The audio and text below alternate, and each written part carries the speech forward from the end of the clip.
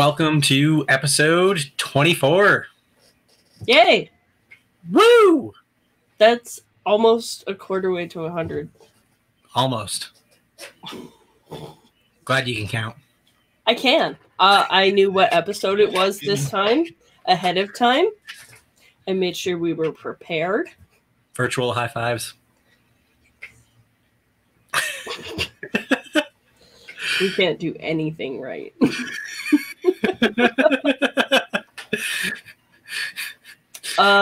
So I made pickled eggs with my leftover Steve Snakeshore venom sauce.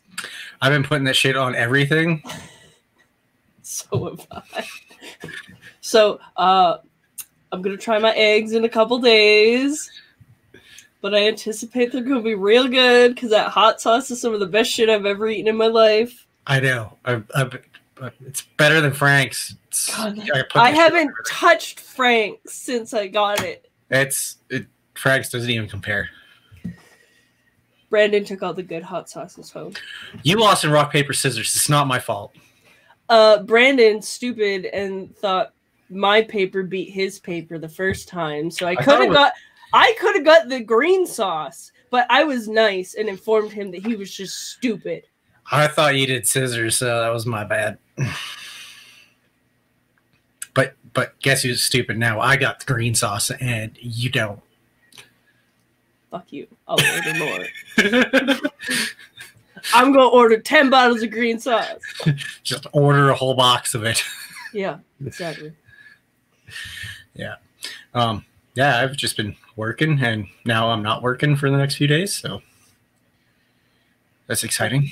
I'm doing homeschooling and podcasting and helping my mom with her course. And we got some good news for a future episode that's coming up. We got approval for the Paleoherpetology episode with the Royal Tyrrell Museum. So we're both super pumped about that. So I guess this is going to answer the question for all you herpers out there. Which was around longer, reptiles or dinosaurs? I already know the answer. So do I, but everybody's like, I keep reptiles because dinosaurs don't exist. We're going to answer that. That wasn't really a question. Well, I guess before it was. I'm stoked. I've been like a dinosaur fan since I was like a child. It just never died. I've been obsessed my whole life. Like, I'm so stoked for this. I'm pumped too. There's going to be so much things that we're going to learn about reptile evolution. Yes. I'm pumped. I know. How many times this week have I told you or asked you if you've replied to emails? I didn't have to reply to that last one. Well, the one that we just got today, I have to reply to. But the one before, it was just letting me know about stuff that they're waiting for approval for the question. So I didn't really have to reply to that. So I ended up calling Amanda today anyway. I'm stoked though. Yeah, so just got to find out when he's available, and then we can record and then edit. And then I'm not sure if I have to send them a copy of the episode for final approval or not. But I'll talk to Amanda about that. So just as we go. Well, it's a government organization, so they just want to make sure they're not going to get bad publicity and all that kind of stuff. So we have to behave. That's right. So I will keep my mic muted unless I have a question. Yeah. So that's going to be a great episode. Anything else new? I don't have anything else new. I'm still waiting on eggs. So. My eggs were all duds. All snake feed. Yep. Basically, our eggs went no good. It was a bad time. Boo season. But Whatever. Next year. Well, actually, we're gonna start pairing soon, so yeah, I guess it is next year when I'll have babies. Hopefully, as long as it goes better than this season did. How much longer do your eggs have? Well, they were made on July 21st, so it's what, June, July, August, September hits off. Yeah, probably 2 more weeks, maybe. Week or 2. That's sweet. Getting closer to bitey, eat my hands, not eat food. Shit flinging helicopters of nightmares of just terrible hatchlingness. So on the plus side, I found captive bred Leohedron gayi. So I just said take all my money. So I'll be getting those soon. Perfect. I kind of had to, so there's like no other option. So, speaking of bitey hatchlings full of piss and vinegar, we should introduce our guest. Yeah, I'm not sure if he's really bitey, but he's definitely full of piss and vinegar. So who do we have on today, Kiana? We have Bananarama Vanan of Canadian Ophidiophile. Banana split.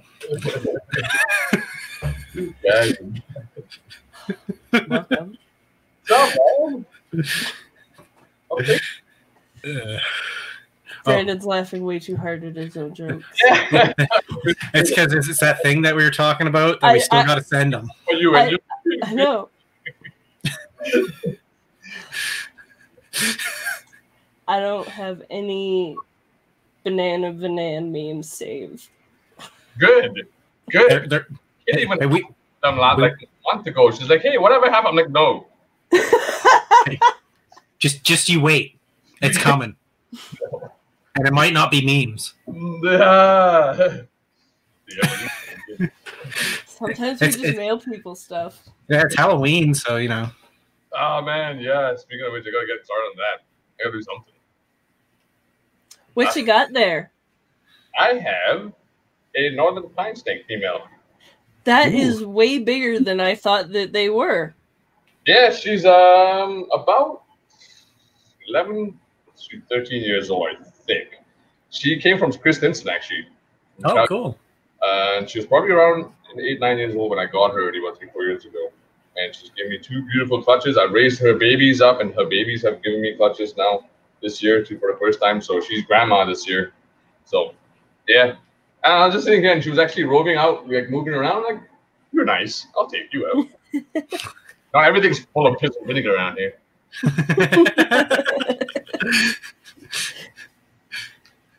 Except they don't give motivational speeches. Yeah, yeah. Hey man, I love those videos because me too. I'll play it and it's like, oh god, I feel so much better now.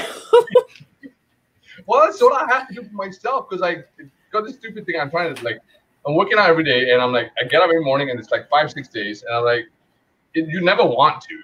You get to a point where you don't want to. It's always like, yeah, I'm working out, you feel good. And it gets to a point that you just throw up and life sucks too, but you got to push past that, right? So like it's all that pushing I do to myself sometimes overflows and it's just like, wow, and it comes down. I'm like, maybe someone could, and then so on and so forth. But like, yeah, it's just a lot of self-talk myself because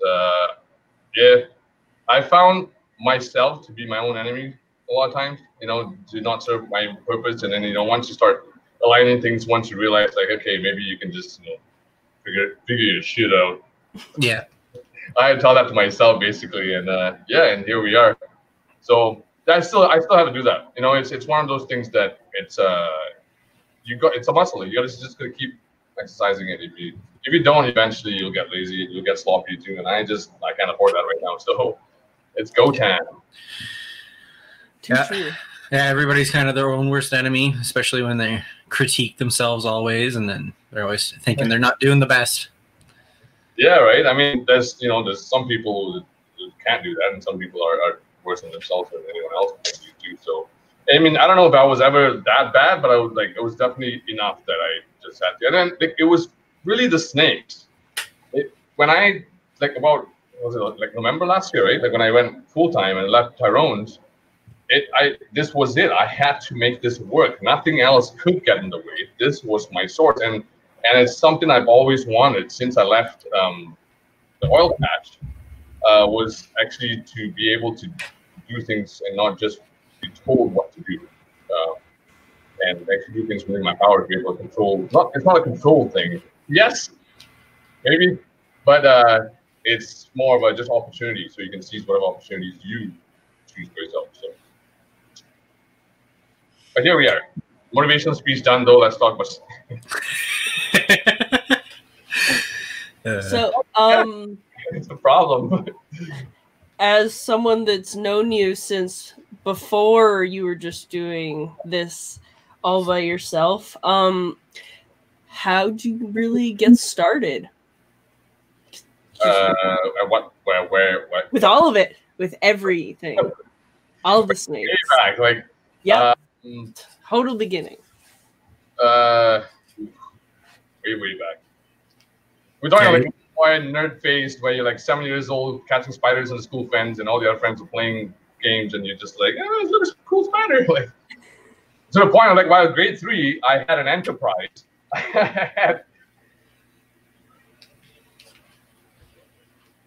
It broke.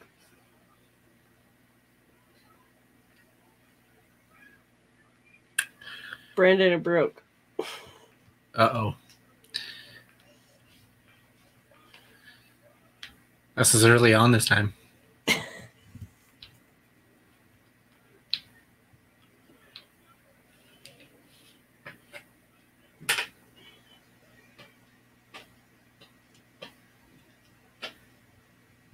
Everybody just needs to quit watching porn while we're recording.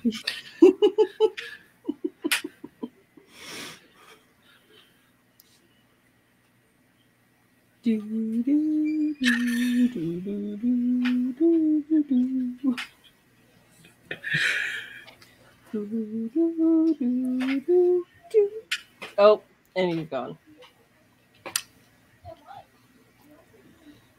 BRB! AFK! What the fuck does AFK stand for? Away from keyboard. Oh. It's all good. We found you. I left my computer and I'm doing the phone thing. It's easier for Wi-Fi. Sorry about that. Okay. So tell us about this enterprise, because that's where you cut off. Spider Enterprise. Yeah, so that was a grade 3, and I had my desk had these little containers with jars of spiders, and I was selling them for like 30 cents a piece or 50 cents a piece, and just like, and I had 1 or 2 friends who would follow me and try to they would buy my stuff. They would actually give me the lunch money, and they're like, I'm selling my spiders, and then I remember once I was like, it was kind of the hero of the classroom when we found this big, huge Nephila, one of those orb weavers, the giant orb weavers, and in the school fence. And right away, some of my friends ran to me and like, hey man, you got to see this thing, you got to catch this thing, right? So like, I caught it in I had 2 Jello container cups, and I just went into the web and I just kind of cupped it like that. And I taped it up and I brought it back home, only to have my mom freak out, and I had to chuck it out of the house. So it was spiders. It was actually spiders that started me into this. And then I always had the allure for snakes because my dad was the snake guy. Honestly, he was the one that grew up with the snakes. He grew up in the village parts of Singapore way back in the day. And he had retics and cobras, king cobras, and monocles in that area. No, not monocles. What's the other cobra that's in there? Forest cobra. I think it's a forest cobra there. Anyways, all these other kinds of cobras coming in. And, I had the stories, right? My grandma,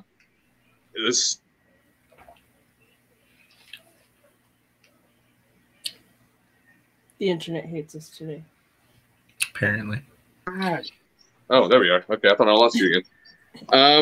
Who had an altar for like the Naga or the snake god, so to speak. She had a little spot where she'd offer a milk and a cup of milk and an egg in there. And supposedly the cobra would come and eat this egg and then drink the milk and then it would go away and stuff. So I never saw it. That's just like way back in the day when my dad was growing up kind of stuff. I don't know how much of that's true, how much of that was actually good for the snake. The egg was probably good, but I don't want to milk. So he always told me these stories growing up, but it was always the allure of this snake, because the other side to it was in Singapore, we weren't allowed to keep snakes. It was illegal. It still is illegal to keep any reptiles. So there was no exotic trade. There's no pet trade. You could just walk in a pet store. You could find stuff outside, but then I had to get past my mom. So long story short, zoom back to Canada, the land of reptiles in any pet store you walk into, almost. And yeah, I just kind of like got to try to catch up for lost time and just like got right into it. I think the first 2 years I had maybe 5 snakes. I had 2 checkered garter snakes, Western hognose, a king snake, and a corn, I believe. Yeah, I think that was it. And then I remember my second tax return getting this Glades herp order of like wild-caught racers and water snakes, and I was buying this rack system, this homemade IKEA and tub-style rack system put together back in the day, all that stuff. And just to make this work, and I actually ended up, obviously I lost, you know, back then not really knowing the wild-caught game much, but I jumped right into it. I did have some adults that lived past a year, and I sold them, like the racers, and it's too bad those racers actually hard to find too. They were black mass rated racers, which you don't see very often on this. But anyways, yeah, I just jumped right into it. It was that, and then I met someone after that who was also into reptiles, and just in 2002, I left BC and moved out in a U-Haul full of my animals all the way out to Saskatchewan. Saskatchewan. Yeah, and not even Saskatoon, Leader, Saskatchewan, middle of nowhere, town of 900 people, I think, at a time. But I had friends there who had a reptile zoo, and they had permits, and they had all the big stuff, and they did a little sort of a traveling educational show. So that was sort of my first job when I moved there. I left BC to go work there. And then that, you know, that just became after that, just going into other things and then life and then so on and so forth. Here we are. But yeah. That's badass. It is. Yeah, it's I never realized how far back these guys were like in my life until I really sit, like when I got to a point, I'm like, hey, where is all this madness coming from? And then, you know, you dig back, I'm like, you know, so it's neat. It's it's nice when you finally at the end of like at this age, especially at this point now, realizing like I'm okay doing this because this is what I am. This is who I am. This is what I've always been meant to do. I finally turned around to do that. So it just feels more right than anything else. You know what I mean? You know, so yeah. You're doing your thing. Yeah, it just feels, I don't know. It's something no one else growing up seemed to get. You know, we always get that. We're always the weird kids like playing with the weird animals out there, right? Well, everyone's like, yeah, you know, Canada probably the only girl, and all the boys are probably like, what the hell, you know, like, right? You know, holding back this group of guys because you got a garter snake in your hand or something, right? But I pretty much only hung out with guys, and I grew up in Bowness in Calgary, so like I lived right along the river, handfuls of garter snakes. Right, always, yeah, exactly. Like, I grew up in Sylvan Lake, and that used to be called Snake Lake for a while. So, oh wow, because there were so many garter snakes and stuff there around the area. Yeah, wow, that's good to know. Yeah, man, it's cool. It's you know, especially at this age when you guys doing what you're doing now with this and going right into the podcasting too with the hobby and helping the hobby out in this level, you know, it's when you find that niche or that purpose, right? You just kind of it just fits and you just go all in. Yeah, and I know I'm going all in, but it's like I don't know, I love it. I know I might be annoying on Facebook, social media, and is always plugging this and plugging that. Hey, check this out, guys! Check this out. Like, this guy, what's that? And then it always like, but it's I don't know. I thrive on it. It's good for me. I live on it. It works. It doesn't work for everybody, but I've learned how to make it work. So yeah. Well, it's like with us doing the podcast versus being big time breeders and stuff like that. There's different aspects of the hobby for everybody. Exactly. We were just talking about that. Yeah. There's so many factors to it too, right? Like I mean, there's it's no longer just a pet store and the keeper. Yeah. You know, because we built this, and it's so cool, man. I mean, the fact that I was just talking to someone else today. It's so awesome that Canada, like, I'm so proud, so goddamn proud of you guys. That Canada has no, seriously, like, you know, we have, and the guests that you guys are bringing on is just so badass, man. Like it's it's nice to see coming from where it used to be, you know, and it was just very like localized before the internet even kind of exploded things and social media and all that too. It was just like you really had to like hunt out the right person. To even find one herper, you're like, wow, you have a snake, and it's like instant best friend right now because it's like you know it doesn't happen, right? But and then the resources we have now too, like even with supplies and things like that, it's so awesome, man. It's just nice to see that growth and it, you know, just doesn't stop. It's definitely nice watching the hobby evolve here. You know, just a couple years ago, I really only knew what was going on in Alberta, and now because of the podcast, like my knowledge about what's going on in Canada has been like, and it's true. You don't really learn more until you put yourself out there, right? Yeah. For me, the learning began when I had to take this seriously, like not just a hobby on the side. You know what I mean? Like it. Yeah. Yeah. It just got to a point where I was like, screw it, I'm jumping in. I'm doing it. Yeah, man. You know, and like, I don't care if I make money doing this or anything. Yeah. I just want to have fun and talk about reptiles and learn and just. It also like fulfills you too because it keeps you. Because I mean, I'll be straight up here. Like, maybe this is where the podcast is going to topic because I'm on it. But like, for burnout, right? Burnout is a very real thing. Oh yeah. In animal care, especially, right? You know, we see that a lot of times with, you know, we don't want to see it, you know, all those things we see on the news with, you know, and this helps keep you in a healthy environment. So even when, you know, when things get bad, you have something else within the realm of the hobby to still keep yourself, you know, motivated and still going and, you know, and well, you're so productive and contributing. Mm-hmm. Yeah. Everybody gets burnout in one way or another. It can be various different forms for people. It's just how you deal with that burnout too. Yeah. And for me, it became really real when I realized when I got a flu or something before. You know that one flu they talked about before coronavirus showed up here, whatever. Everyone had this really bad strain or something. I had it really bad to the point I couldn't even get out of bed. For 2 days, I was bedridden with no one to help me, and I couldn't even I had just about crawl to feed my dog. My animals were just in the dark. I just couldn't, and I'm a guy who lives with my animals. I'm in my room working almost every day, and it was hard. It's when it came to realize that the person is more important than the animals. And I don't mean it in a I don't love animals way. I mean, you care for the person, that person will care for the animal. And that changed the way I approach the hobby, the way I talk to herpers, the way I approach any herper. I find myself more concerned about the person than the animal. And yeah, it was a harsh lesson because it scared the hell out of me, man. Because I'm like, if I'm not here, you know, that's when I started, you know, this year I really went all out to try to configure a plan with getting help in. And I got an awesome help here. I got 3 people helping me now, rotating shifts and doing in a 2-week shift.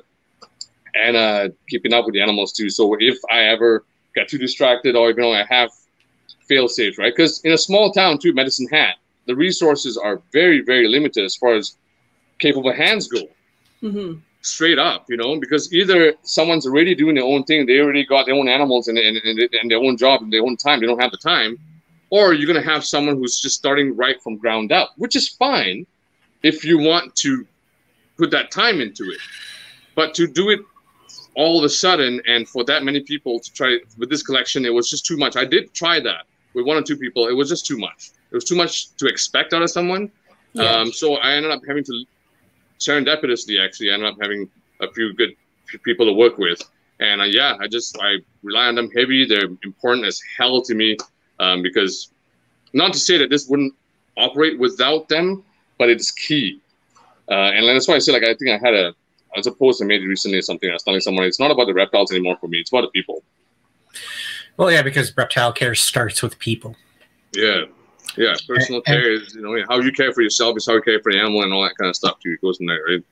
Yep. You got to take pride in yourself, and then you'll take pride in your collection. Yeah. Which kind of, I think maybe that's kind of the brain that put me onto the path of the clothing thing, because I'm like, how else can I contribute to, you know, like just how you guys went and did something different and to contribute to hobby? how else can I contribute just aside from just being a provider of animals, you know? And I'm like, that's something I enjoyed. And, you know, Keanu, we talked about that too, the band t-shirt. I mean, you know, and Brandon too, right? With it, I got your Archfire poster too, by the way. Oh, yeah, that's right. I forgot all about that. We're just going to meet up yet. Thank you, COVID. One of these days. So, yeah. And I just had this thing of collecting band t-shirts, and it was just kind of like, I had to admit I had a problem with that again, because my wardrobe was being overfilled. All I looked was just black t-shirts, and I like had 2 pairs of jeans. So, I had that problem too. I had like 300 band t-shirts and like 2 pairs of jeans. I was like, the math doesn't work out here. I mean, I love supporting every single one of those guys and all the bands, and every single t-shirt has a story for me and stuff, right? So, you know, then I looked long and hard at that, and it was just like, you know, why don't I try to, you know, kind of sort of tell us, you know, not necessarily a story, but, you know, create something where on a t-shirt side I can clothe people and tie in the snake thing. And I looked around there, and no one's actually really fully done it. Venom Labs does it. Venom Labs Inc., I think. They're awesome merch gear, man. They have everything from hats to, like, you name it. But it's more catered towards the venomous guys. I'm completely not that guy, right? So I'm like, all right, just try it out. And it was actually really, honestly, 2 and 2 kind of met together sort of situation. And me and a buddy were just hanging out talking to one night and just like, hey, wouldn't it be funny if we just did a parody of this album, blah, blah, blah. And I can't remember which album it was that we were talking about. And this grew from there, right? So, yeah, it's fun. It's, again, like I said, you know, it's just another thing to keep you involved. So when this kind of gets to be much, you have something else, you know, it's just, this keeps the synergy. I just feel like I need it. Well, a lot of big-time breeders and stuff like that, too, they don't just produce animals. They also sell dry goods and other supplies and stuff like that, because that also helps them stay afloat when animal sales aren't necessarily getting through. So, and it's just... if you put all your eggs in one basket and that fails, then that doesn't necessarily work out. That's the other thing too. We have this always. I don't try not to give too much attention to it, but it's the never-ending loom of possibility that we'd never be allowed to own these things because of legislation or whatever, right? You know, there's always that hanging over our heads. You know, the first sign of something, you know, it's just like, oh my God. I feel like sometimes as herpers, we almost overreact when that happens, but there's necessary, you know, if we don't react, that things could get bad too. But it's just one of those things. What if it came down where it's like we're not allowed to keep snakes? I'm like, I don't know if I could ever not have anything to do with snakes. I have to, right? So then I thought about the snake, and I thought of the snake form, and I saw the snake in the form as a design, and then it clicked in. And I'm like, I love the snake form as a design in anything anyway. So I'm like, why don't I just put it on every t-shirt? And just... So like, here we are. So we'll see how that goes. On everything. Snakes everywhere. Yeah. I think the shirts look awesome. They remind me of Morbid Angel merch. Yeah. Yeah. I mean, we're hoping to go under parody law for a little bit too, but I just want this to launch out to get attention, right? Because I'm trying to, you know, cross markets and all that too. And eventually I'm going to go into my own style. I have 2, 3 artists I'm working with, which have an awesome style, which kind of goes with my style too, that, you know, so the next series will come out. We'll kind of more focus on that too. But yeah, it's just fun times, man. Fun times always. I'm gonna put her away just because she's pretty warm. Moving lots. Do your thing. Yeah, the shirts look awesome. I'm pretty pumped for them. Yeah, I like that it's a completely different concept than anything else that's out there right now. So I'm sorry. No, not allowed. You were talking about shirts, so I just had to whip one out because I just saw one on just hanging out there because I just keep shirts hanging. But yeah, this is one of the designs. Yeah, I like those ones. Yeah, they look so cool. Dion's rat snake. I don't know if you can pick out. Dion's rat snake I had very briefly because you're not supposed to have them. It was misidentified when I got it. It was not what it's supposed to be. I thought it was actually a Chinese garter snake. Those Rufidorsalis, and turned out it was a Dion's rat snake, so I had to relocate it fast. But in the meantime, I got a picture, and that's what's on that. That's cool. That's really cool. Yeah. With a little story to it. Yeah, and it's like real snakes too. I don't know, just yeah, man. So I like it. what do you think is going to be the first show next year? You think it's going to be Calgary? You think it's going to be Edmonton? Who's going to try to be the one? Well, usually Edmonton happens before Calgary in the spring. Yeah. Usually. But I guess we'll have to see. Yeah. Because everyone's raring to go, man. And I'm pretty sure, like, even organizers and stuff like that, too, you guys, Terrace and all that, are probably going to be right on. We already got dates picked out, venue booked, and everything, so everything's ready, well, almost ready to go. So, but it's just, but that's a hard one, man. I really definitely noticed it this year. That's a really hard one. I miss my buddies. I miss my herp. I miss my people. Brandon's like pretty much the only person that I've seen. Like Ryan when he came down, and like, oh yeah, that was awesome. Actually, seeing him. He came down for a visit. That was badass. Yeah, I got to see him. That's sweet. It was great. Yeah. He stopped by here and did the Tyrones too. A good chat.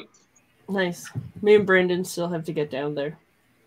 Yeah. And see all you guys. Yes.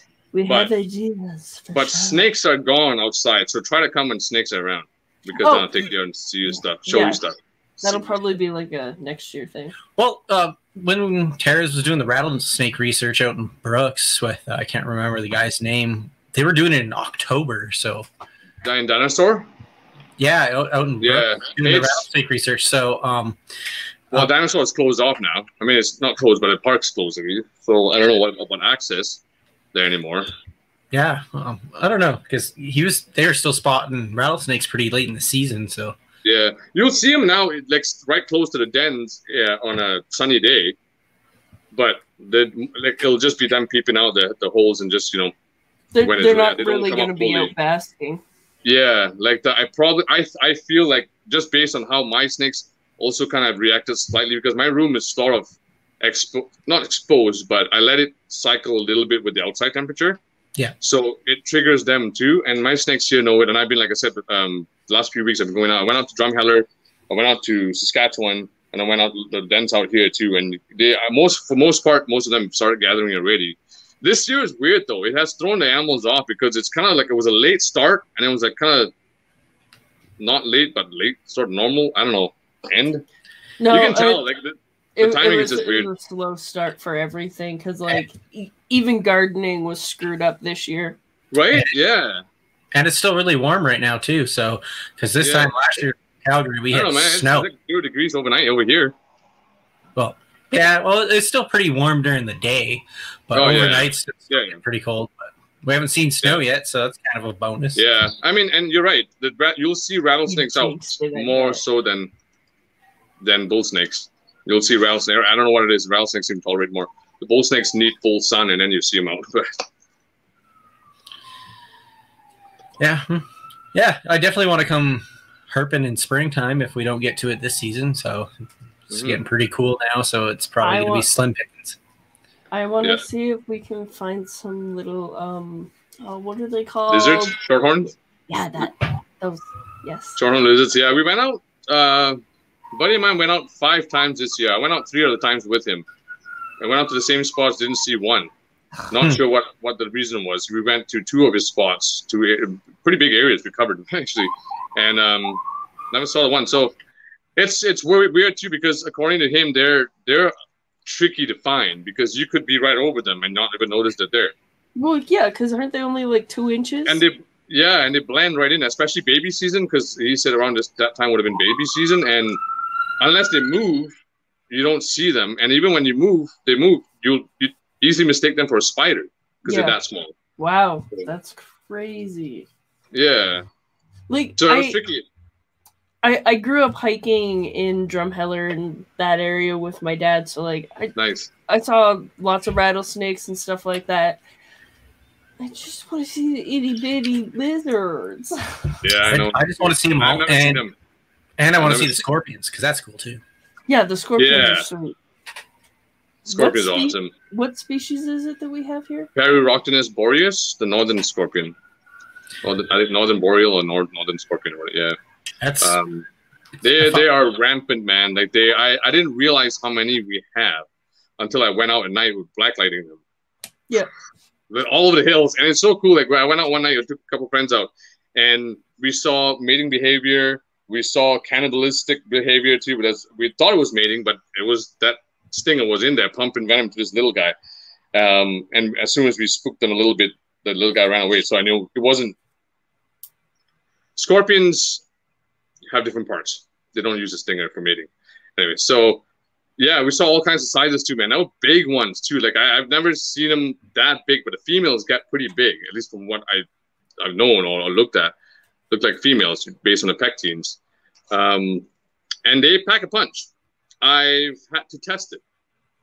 Oh. I actually tested, and I hate admitting this publicly. I know this is going to go on YouTube, but just for the sake of science, I was sloppy in picking some up, and I just let myself get bit, you know. And it was interesting experience because it was itchy and it hurt a little bit. It was a little bit of, you know, kind of throbbing feeling for maybe an hour, and it went away. 2 days later, I woke up in the middle of the night just dying because it was swollen and red and hot, and like felt like it was an allergic reaction. I just wanted to like tear my finger up, like open, and those welts were back. I'm like, what the hell? 2 days later. So I don't know if it was the venom related or whether my body just kind of like, oh, we have something we have to deal with here, and then reacted. I don't know, but secondary reaction. It was definitely okay. I know I have respect for them now. It's like you might be a little bee sting once in a while, but like those big ones pack a punch. Thank you. When you're out herping for the rattlesnakes here, do you get pretty close to them, and are they pretty defensive, or some of your pictures look like you're pretty close, but with today's technology, you can zoom in pretty good. Yeah, I try to. I learned a lesson. I mean, obviously, you know the boundary only when you test it, right? I don't know why we have to be like that, but it's probably it's thick. Yeah, well, because then you really know. I got thrown off guard when I was trying to photograph a rattlesnake, and you know when they do that, the head coil, and then they go back up, and then the body's way back, and then the tail's the front, and it's rattling, and then like back here. Well, this snake doubled its full body length and came right at me between my legs as I was crouched down. It was backing up into a hole. It crossed the line between my feet. It crossed that line, and it was a 4-footer, and that's when I just realized, like, you know what, these things can throw themselves in the air if they wanted to because of the amount of power they have. Wow. They straight up do, man. I've had friends too have gone up there and they will launch, not just forward launch, but they'll actually spring upwards into like at them, looking at them from over here. Launch up at them if they choose to spring coil at them. Not often do you actually get them to that point, but obviously that one I pushed it because of photographing, trying to get the photo, and I learned that it was a close call for me not to go like, okay, you know what, double the length, double the zoom.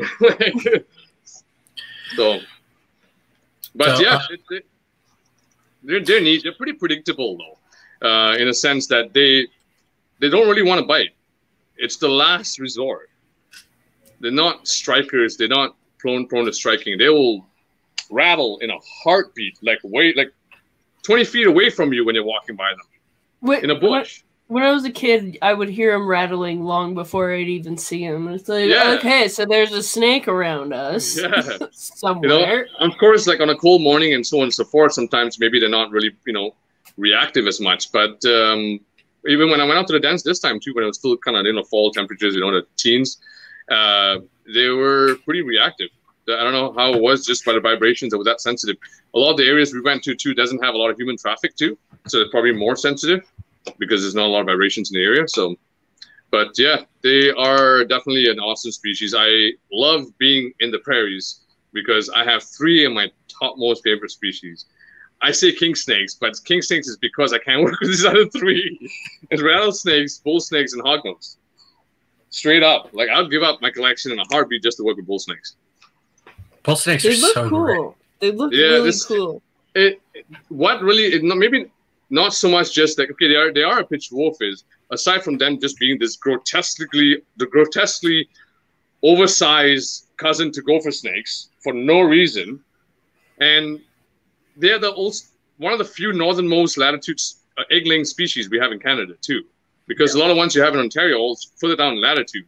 So for egg-laying species out here in the cold, especially after seeing some of the nesting sites and seeing what those eggs have to be put through, I respect, man. I respect, because every single female out there is a valuable resource in the wild, and it's that part of me. I think it's like it's because it's so precious, and because I live in this small little corner of the province or the two provinces combined, that it based on just the river system is only the only reason why we even still have them in this area. That it just means more, you know. Yeah, that's super cool. Do you take any precautions about when you're going to look for rattlesnakes in case you were bit? Like, yeah, I bring out my snake hooks and I make sure you got proper footwear and stuff, and make sure you're not, you know.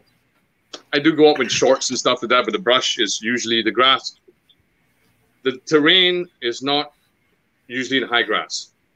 Where the dens are usually in bare open areas. They're usually in I shouldn't really say this actually, but it's not. I'm not going to tell people how to find these hibernacula, but it's more bare area. You don't really need gear for your ankles as much. Yeah. Footwear, definitely, because either way, you have to protect yourself from the cactus everywhere. So if cactus are going to get you, a rattlesnake's going to get you. Hiking boots. Yeah. And that's one thing, like the hiking boots and a hook, if you have to move a snake out of the way. I'm going to protect it, so you don't want to do that. Anyways, but if you got to move them out of the way, you got to move them out of the way. If you're to get bit, do you have a plan? Yeah, I usually have a string of people. If I go out to the areas where there's like not a lot of human traffic, I have a string of people who know where I'm going and what I'm doing in the event of timing and stuff like that. And then usually there's always a, I give a big window though, 3-4 hours, which is probably not the safest, which I probably should work on. But the 3-4 hour window is where I have to go out and come back. And if not, come back and sit, hey, I'm back, or whatever it is, then, yeah, that'll be the chain of this. Yeah, it's easy to forget about that part. Good, very, very good point though, Brandon, because the allure, right, of snakes, and you're going out in the boonies and out in the wild and you're in the middle of nowhere. It's so cool until something goes wrong. Yep. Right? And it can be as simple as the last time I went, I don't know if you probably saw that picture where I had a flat tire when, not the last time I went to those dens in Saskatchewan, but the time before that, I biked out there on my mountain bike and I had a flat tire by the time I got to the end there. So it's a good thing nothing happened. And it's also a good thing that I had a pump, so I could actually just pump it up and just like bike for like 10 minutes and pump it up in 10 minutes and get way out. But yeah, it's definitely something to think about, man. Some of these areas where these snakes are definitely in the middle of nowhere, and not even the animals being something that you could get hurt by. The terrain is not easy terrain, because for good reason, because if it was easy, it wouldn't be safe for the snakes, right? I've straight up found burrows on nesting sites on hillsides that I couldn't reach, and then the snakes can crawl down and get through the side. Yeah, bull snakes are notorious for. Yeah, so being out there really adds another layer to when I bring it back to here with my captive snakes and stuff, because we've heard. I don't want to go into too much detail with the rack system thing, but there's always opinion-based wars. Right, and then when you go to the wild snakes, you just like there's no. The wild snake tells you how it is. You know what I mean? Like you don't. It's doing its thing without whether you're there or not. And the amazing part is when you actually observe them more, or like this hibernacula I go back to in Saskatchewan. I've been watching it since 2002. To actually see how even through adversity, these snakes survive. Story being one of the dens I used to go to, it wasn't didn't have a lot of numbers in there. Usually it was an area, one of the areas, one of the hibernaculars, but not a lot of snakes in there. And one time I remember going in spring, I think, fall, I believe. It was fall. And looked like all the dens were the holes were dug up by a porcupine or a badger or something, all exposed, right? And there was like it was porcupine. There was porcupine poop everywhere. I remember that. And next spring, I went out there, no snakes. Fall again, no snakes. The year after that, I moved, left leader. I just went back over there. The most mind-blowing thing happened. You won't even believe this. So those big, huge holes that were created by the badger and porcupines, due to the weather and just erosion, what happened was, because I told you these things are on the cliff edges, right, on the hillsides, it eroded the cliffside off. it sheared off and it fell off. One part fell into the river, but as it did that, it created structures and created fissures into the ground, and it opened up more holes, and there were deeper and bigger holes, and there were more snakes than ever there. That's so cool. Like almost record number. I've seen more, but it was very, very impressive to see those numbers again. So I'm just like, huh, you know, and I don't know where those snakes went to in the meantime. I don't know whether they just decided they had a plan B, or they had, like, you know, we'll go to the, I don't know, wherever else they go to. You think they hone in on their home range and they're back to the same holes every year, but nah, no. That's crazy. So yeah, it really, I love going out herping. I will never stop doing it. I'll probably keep doing it till the day I can't walk anymore, because that just brings that whole other element. When I look at the snake here, I still don't see a capped snake. I know people say, oh, you keep them in more unnatural settings and stuff. I did the bioactive thing, but I switched now for reasons. That'll be another podcast. But I know what these snakes need, and I give them what they need. For enrichment, yeah, that's enrichment. You can do more for enrichment. I take them out of these cages. These snakes are not stuck in these cages all the time. I have, like, 3 times a week they're getting messed with by people coming in and out and doing things with them, right? So seeing both sides of it really kind of gives you helps you find a middle ground, which is what everyone really tries to do when they're keeping things in captivity, right? So yeah, I really, really like doing it. I love taking people out. I'm usually nervous about who I take out too, because, you know, for good reason. But there's a lot of good people out there, and yeah, man, it's a treasure. I think it's a Canadian treasure.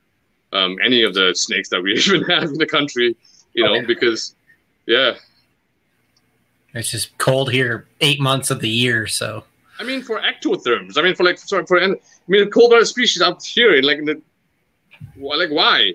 Garter snakes that are coming out when there's still snow and they're eating melting snow, like, that is so badass.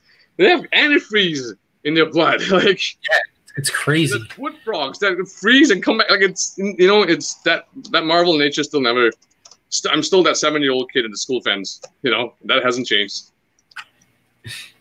Well, if you ever can't walk to go herping, I'm pretty sure we could put you in a backpack and carry you. So. Drone. I'll just get a drone. I'm like, just drone herp. You know, actually, truth be told, I should get one for footage. Actually, for just that'd be so awesome. Yeah. I'm not sure if the noise might bother him. If you stay high enough, I imagine. I mean, I don't not close up shots and stuff like that. Yeah. But you can get some pretty quiet drones though. Mm-hmm. Like, someone had one at the dog park the other night, and it wasn't bad at all. Yeah. Yeah, it depends on where you position and stuff like that. I don't know. That'd be interesting. We literally just talked about it, so we'll see. Try it out. We're all about experimenting. Right? Like, I don't know how far this rattlesnake is going to strike. I'm just going to stand here and just watch it almost like... You never know till you try it out. Yeah. But, you know, truth be told, again, with this hobby, though, we're still learning. Oh, yeah. We're still learning every day, you know, until someone actually decides to work with that weird species. No one knows anything about that thing, right? I mean, scientists are still finding stuff in the wild. Like, I mean, we just had the Borneo Urus and the dragon snake kind of sort of show up, and it's like, well, hey, it's welcome. Like, surprise. When I was looking up information for when we did the interview with Steve Snakeshuary, like 150 years ago, we had people, well, our herpetologists, you know, were dying in the field all the time from, like, venomous snake bites. Mm-hmm. Now the hobby is evolving from that. And, you know, in Canada, we've only had 3 venomous deaths. Of native species. Native species, yes. But, like, from, you know, 10 herpetologists dying, you know, every couple of years. Okay, it wasn't every couple of years, but, like, it was, like, 10 herpetologists that died in, like, a decade from, like, native snake bites.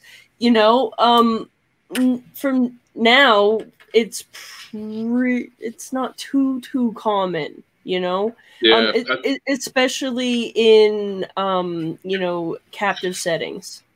Yeah, there's also more awareness. There's more information out there. I think too. Exactly. You know, like with the younger generation, every generation, you know, they get a unbiased perspective on reptiles more and more. And then when you feed them with the right information, boom, then you just. Well, as humans, we're naturally curious. We always got to poke the stick at the dead thing we found and figure out what it does, how it works, and how to do the next thing or how to do it better. I'm having issues. Just in case, guys, I just noticed my phone battery is dying. My technology is just not working with me today, and my Story of my life with me up there. But if I peace out all of a sudden, I'll let you know. That's a 30-second window I usually have. Okay. That's okay. That's hope. It happens. The hobby's always been progressive with new information, new science, and just everything kind of working together. Like people used to get hurt by hots, and then people developed bite-resistant gloves and hooks to prevent these things. So yeah, and then that's how we grow too. Yeah, you know, it's the ones that don't seem to want to grow with information, right? Because I mean, I'll admit I come from old information, right? So as the new information comes, like especially now at this point, I'm not out there necessarily every day learning, looking up things unless I need to. I'm more applying to what I have here already and how to make this better. So new information, sometimes I miss it until actually I hear from, and that's why podcasts like what you guys are doing are great for spreading that kind of information too out there, right? So yeah, it's every day is something new, man, and I just love it. Well, it's not necessarily always finding stuff on the internet that's new information. Sometimes your animals give you information too, because you got to learn from your animals that are in your collection. I think that my animals have taught me more. I learned a lot about like even king snakes, just how we were actually always keeping them wrong. You know, the whole like typical king snake, you know, I always want to come and eat you. Well, of course, my king snakes are all on this side, so you won't be able to see it, but they don't do that anymore. And all it was a simple 3-degree drop. You know, it's typical prescribed 75, 85 they usually do for corn snakes and stuff like that. Yeah. That works fine for an arboreal species that is out in the trees in the heat in the middle of Florida, in southern Florida, in the middle of the day. There was no king snakes to be seen. They were gone. They were all on the ground already. There was a completely different biome that they both have, like they were inhabiting. So I'm like, why did we? So I just metabolism based wise, I was like, why don't I just tweak you back, keep them a little bit cooler, and they digested it fine. They weren't bottomless pits all the time.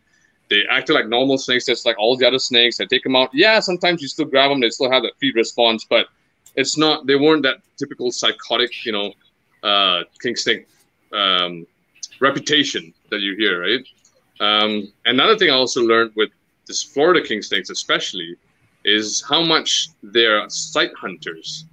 They key in not to the scent of a snake, but the sight of a snake. It's the shape of a snake movement that they go after. Any of these snake hunting species, it's not the scent of a snake, because snake doesn't usually leave much of a scent unless it's a fresh shed or it's a poop or something else it leaves behind. Yeah. It's pretty much a solid animal, and it doesn't leave parts lying around. You know, so and why I realized that was this few times when I was feeding my Florida kings, and they were literally nose to the rat on tongs, and the water dish just shook a little bit. Glare from the light reflected it, and it dove nose first, mouth open, chasing this water around. And I saw it happen again and again, and it dawned on me. And then when I had briefly, like I was telling you about the Boiruna maculatus I had there too, just being snake eaters, having more and more snake eaters around, I realized that it's the snake form that the eyes key into more than the scent, than anything else. So yeah, like, you know, and I've tried the wiggle thing with that sounds really bad. I tried a wiggle thing with like stillborn babies when I tried to feed them off after that, but it works with almost all the other king snakes, not as much with Florida king snakes. Not sure why. My only theory is king snakes evolved to eat rats more. They are not that keen to cannibalize on their own. They will straight up almost like they'll grab it and let go sometimes. I've had some where they'll grab the snake and coil and eat right away before they even know it, they're actually eating it. But for the most part, you'd be surprised at Florida kings actually ignoring it. Any other, my Cal kings, speckled kings and all that, no problems. But Yeah, it's kind of interesting because again, it's just because of the evolution of them going down, becoming bigger and chunky animals to take on rats as a predator, as a prey, right? And to me, I think that's pretty badass to take on rats, because rats would mess you up, man. As if you're a snake going up, like that's a large animal. Like most sharp teeth. Yeah. And Brandon, if you kept enough colubrids, I'm not sure if you ever noticed when you can with corn snakes, when you try to switch them onto rats too soon, they don't like it. They'll get freaked out. The smell of a rat scares the snake more than a mouse. So it's pretty badass that they actually but they evolved, and then body-wise and everything, just to be able to go into the cane fields of southern Florida and take on the rat population. It's kind of like the inland taipan story, right? Yeah. They wouldn't be able to eat an adult rat, would they? My big boy over here, I don't know if you can actually see him. He will eat 2 mediums sometimes if I have leftovers. Because I couldn't imagine feeding my Cali King something that big. Cali Kings maybe not so much. Cali Kings can probably tap out at maybe a wean rat size, maybe. Yeah. Cali Kings are more like the 4. Sometimes I've seen them go to 5 foot, but these guys will get to like 5-6 feet. The male Florida Kings will get to 5-6 feet. My guy's not too big, but he likes to try and eat his own ass. Yeah, Cali Kings seem to be more Cali Kings and Mexican blacks. Not so much Mexican blacks even, but the Cali Kings. I'm not sure if you on a regular basis. Why do you? Yeah, see, I thought that was the heat thing with them too. My Cali Kings don't do that, but I also don't have a lot of Cali Kings here. I only have 6 compared to like 56 or 60 Floridas. So it's not an even ratio for me to decide anything. But yeah, it's funny I hear it more often with California Kings. Not sure if it's just because they're just more out there. Also, because I don't know, or maybe they're more snake eaters than any other. He eats ball pythons wonderfully. Good. I have a lot of friends that actually get a hold of me. He's handy. He's very handy. Stillborn snakes need a home too. That's right. Yep. That's why I got large lizards. They make great spaghetti. Yep, kids watching the show. We are labeled as explicit, so if you have your children listening to this show, then that's on you, man. That's on you. I know my kids look it up, but that's my kids and they're used to it. Yeah, I know my kid doesn't give a damn about that kind of stuff too, but it just, you never know, sometimes. It's the circle of life, and it's turning animals that aren't going to live and turning them into energy for living animals. Yep. It's recycling. Yep. To me, when I don't do that, I feel it more of a waste, and I feel more. I just feel it more if especially if it's a big animal. I know I can't feed it up something else. Say a pet of yours after so many years it dies and stuff. So I wish I could feed it off. I wish I could go into something else because it feels like more of a waste. All that life, But in the wild, I mean, in a sense, in the wild, with the bioactive thing and everything, too, it all kind of it all comes together. Yeah, in the wild, an animal will die, bugs will start eating it, and all that other stuff if an animal doesn't come by and eat it. So yeah, they have their own cleanup crew and everything. So yeah, man, I just love snakes. I feel like the Ophidiophile name, putting it on the clothing company especially too, it really hones in more. I just love snakes a lot. I don't do boas and pythons. Not because I don't like them. I just like these guys more, and I just don't have the time. I've been thinking actually about adding ball pythons back again because I'm like, I bought your last ball pythons from I know. You remember when I went I got into the hobby and was back again, and I'm like, all I could see was ball pythons. So I'm like, all right, I'll take that. And I was doing that too, and I did sort of fall. Maybe I don't know if I convinced myself, but I fell in love with the species. I saw a place for them, and I'm like, I can see why people appreciate this animal because it's cool to actually have a snake that you could take out and not move, would just hang out with you and not just run all over the place. And you're like, wow, do one of these with it. Something that doesn't want to eat your face or turn your hands into hamburger.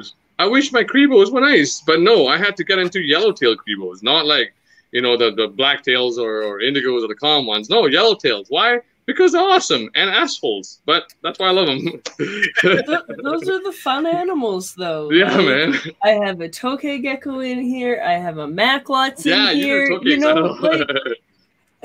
I like the Reptiles with sassy two. ones. Can that be like a new thing? Like, I don't know, just the cranky animals, or like you posted that Florida King the other day. And I was like, I know, what crazy that breeder animal is posts like, his own animals that he wants to sell as like, hey, look at these things are crazy. no, it immediately But I made me love want to them. That's buy why I it. love them. Like I immediately wanted to purchase that animal, just because it was bitchy. I actually had a breeder So that there is a couldn't. market. Yeah, Yeah, there no, I is. know. I find them so comical. They're so animated and kind of comical. Like, I had a breeder that couldn't get. She couldn't sell a boa because he was too pissy. So he hopped on the Alberta rideshare train. yeah, That's not really a thing, but you know, he came from like super northern Alberta and slowly trickled his way down to me. yeah. Oh, I see what you mean. Yeah. He ain't even mean. He ain't even mean. I've had that too. People are like, oh, this thing's mean. Like, really, man? Like, the thing is change of environment. Yeah. Sometimes the change of environment just triggers something in them, and either they'll be terrible or they'll be great for the next person. Oh, like I can reach in this PVC, grab them, manhandle them, and like. yeah. I'll take it one step further too. I don't know. I hope we have enough time before my battery dies here, but it's the person too. Like I say, it goes back to the people. It's the person interacting. Again, I've had helpers coming here with my snakes and stuff like that. And I can roughly tell, you know, especially when you're new to them, how they're going to react to you. And some snakes, when I go in there, they just act fine. But the subtle things you do as a keeper where you kind of do a little handshake between, okay, I know you're pissy, but I'm going to do this, and I know you're going to let me tolerate it. And you do those things without really realizing what you're doing. The next person comes along, does that. And it's not just the touch part, not just how they approach the animal. I'll take this one step further, but it's pheromones too. Mm-hmm. Because if they're coming there anxious, anxiety is a pheromone. Fear is a pheromone. You put it out there. These snakes, one of the number one senses is detecting smells. This snake will sense. I've done a test before in the past, pre-phone, so I didn't have the video thing to record it. I had an albino California king snake. 30 seconds. I held it perfectly fine. Put it in one person's hand, pissed on her, and went like full, straight out turgid. So, but I should wrap this up because I'm gonna die. Great having you, Vanan. Love plug you guys yourself. so much. You guys rock. Keep doing this. Everyone, go check out Canadian Ophidiophile and Ophidiophile Clothing Company. Yeah. Okay. He's on everything, I think. All social media. I'm everywhere. Perfect. And I'm. Bye. It was great having you, Vanan. And yeah, like he's totally right about pheromones. Like my Macklot's totally hunts Tyler because she knows that he's intimidated by her because she's fucking sassy. Probably because he pissed himself. He didn't piss himself. He started to cry. Close enough. He was sweating and crying. Sorry, Tyler. I love you. I was so mad at him. He's like, I'm going to get a Macklot's. I was like, oh, really? Mister, I can't touch my girlfriend's Doomeral's boa because I'm scared of her. So he gets a baby Macklot's. A baby Macklot's. Not even an adult. Adults are chill. No. He gets this sassy little fucking rage noodle. She's chilled out a ton in the last couple months, but yeah, she's gotten a lot better. Tyler will sit in here with me while I'm like working on something, and she'll just sit there like, I'll go get you. But she won't actually strike. She just gets like defensive. So he was like, she shed. And I was like, uh-huh. He's like, we should clean the enclosure. I was like, you mean I should clean the enclosure? Yes. Like, are you gonna handle her? Yeah. That's funny. I don't know. I just wear long sleeves and grab the snake. I just grabbed the snake. Well, like I don't really want to get bit. Like, I don't think it'll Well, feel good. So I just rather have long sleeves on. Like, if I'm gonna get bit, I'm gonna get bit. But like, I'd rather have a little layer between me.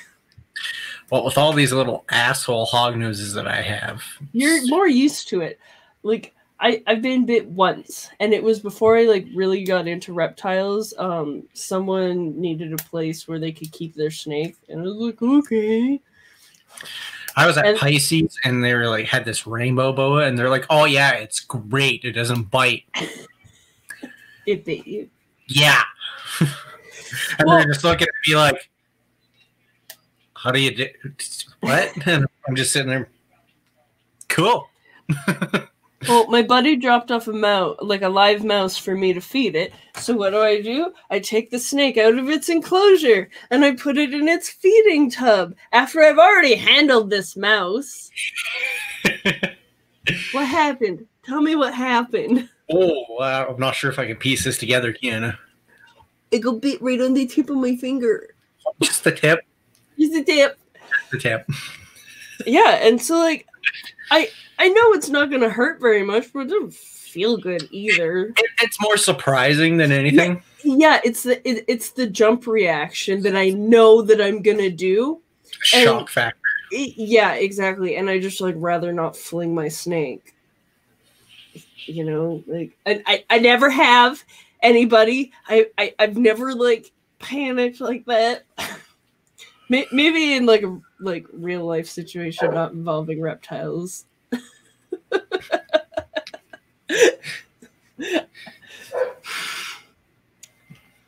Your dog's trying to get on the podcast. I think he's yelling at my wife. I gotta go pee. It's probably what it is. I went to grind his nails earlier and he was not fucking happy with me. Oh, Pibble won't let me do his. I have to like wait till he's asleep and then I get like one nail at a time. Usually takes me like 2 days. I got this Dremel with a dog grooming attachment and it takes me like fucking 2 minutes to get all his nails done. Usually he's pretty good, but today he was just not having any of it. Yeah, my dog still wouldn't let me do it. I had to fucking sit on him. Let's try and sit on my dog. He's too agile. It's true. He is so hard to hold. You'd think he was like the Tasmanian devil. Yeah. The anorexic Tasmanian devil. Well, apparently I got to go help my wife, so all right. We'll wrap this up. Like you didn't, so you have a baby. I'm a proven breeder. All right.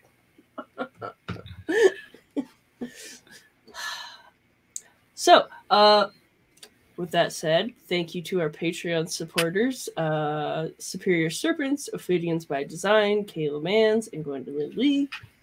Marie, I don't know what you go by right now. One of the two. Yeah, thanks to everybody for listening to content. If you got content ideas, shoot us a message. We're trying to keep things diverse with not just snakes, and we both really like snakes, but Keanu's listening to geckos. So yeah. Don't label me a gecko person, okay? I don't want to be like looped in with like crusty people. No, we won't put that on you at least. I'm not that mean. I don't want to be part of that. You can make fun of the ball pythons all you want, but like don't loop me in with gecko people. As much as I love geckos, like I really do, like geckos are my passion, but like gecko people are wild. It's the crusty people that are fucking. It is the crusty people. It really is just the crusty people. That is like a hardcore drama scene. So if you crusty people are listening, don't be offended. Figure it out. People message me with crusty drama, and it's like, I don't know or care. Like, well, don't forget to grab Life by the Hemipenes, and I got to get out of here and deal with the baby and the dog and the wife before they all get mad at me. Google us everywhere. Listen to us everywhere. Follow us on your favorite streaming platform. Leave us a review. good or bad. Subscribe to our YouTube. Yeah. Okay. Bye. Bye, guys.